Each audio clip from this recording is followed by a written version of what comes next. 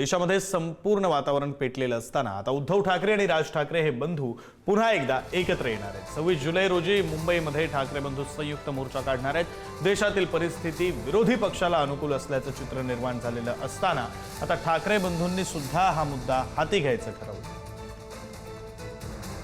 एका महत्वाच्या सर्वात महत्वाच्या देशातल्या शहरामध्ये देखील ही सगळी मुलं आणि सगळेजण पालक हे एकत्र येत आहेत आणि आपला राग रोष व्यक्त करतायत हे मला असं वाटतं केंद्राला देखील कळणं गरजेचं आहे।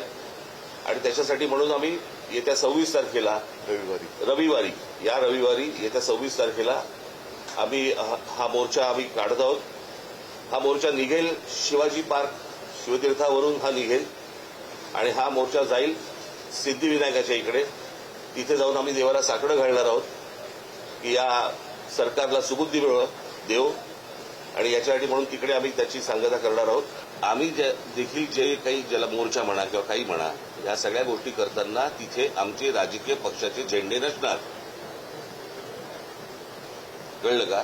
तिथे जर कुठचे झेंडे असतील तर ते फक्त तिरंगे असतील, देशाचा झेंडा असेल, बाकी कुठचेही राजकीय पक्षाचे झेंडे त्या सगळ्या अख्यामध्ये कुठेही नसणार।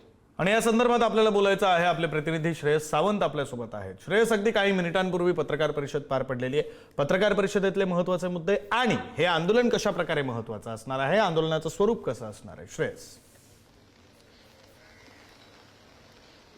विक्रांत, खरं तर या आंदोलनाला एक वेगळी वाट आता ठाकरे बंधू करून देत आहेत हेच आपल्याला दिसून येत आहे। खरं तर आपण बघितलं गेलं सगळ्यात महत्वाची गोष्ट आहे की ठाकरे बंधू 26 तारखेला मोर्चा जो आहे तो शिवाजी पार्क मैदान ते सिद्धिविनायक मंदिरपर्यंत काढणार आहेत आणि तो मोर्चा सगळ्यात महत्वाचा मोर्चा असेल।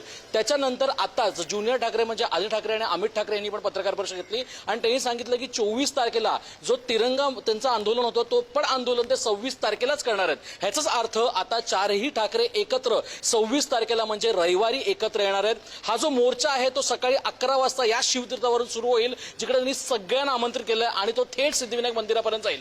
या सगळ्या गोष्टी जरी पाहायला गेल्या तर दिल्लीमध्ये ज्या अमानुषपणे विद्यार्थ्यांना खऱ्या अर्थानं जे ट्रीट केलं गेलं त्याबद्दलचा हा मोर्चा असणार आहे। रोजच्या रोज मुलं इकडे शिवाजी पार्कला येतात, ते त्यांचा रोष व्यक्त करतायत, त्यांच्यावर कोणतीही कारवाई आम्ही होऊ देणार नाही हे देखील आज मनसे अध्यक्ष राज ठाकरे पक्षप्रमुख उद्धव ठाकरे बोललेले आहेत। त्यासोबतच अशा कुठल्या गोष्टी घडत असतील तर त्यांनी तेही सांगितलं की आम्ही मोर्चा शांतपणे काढणार आहोत।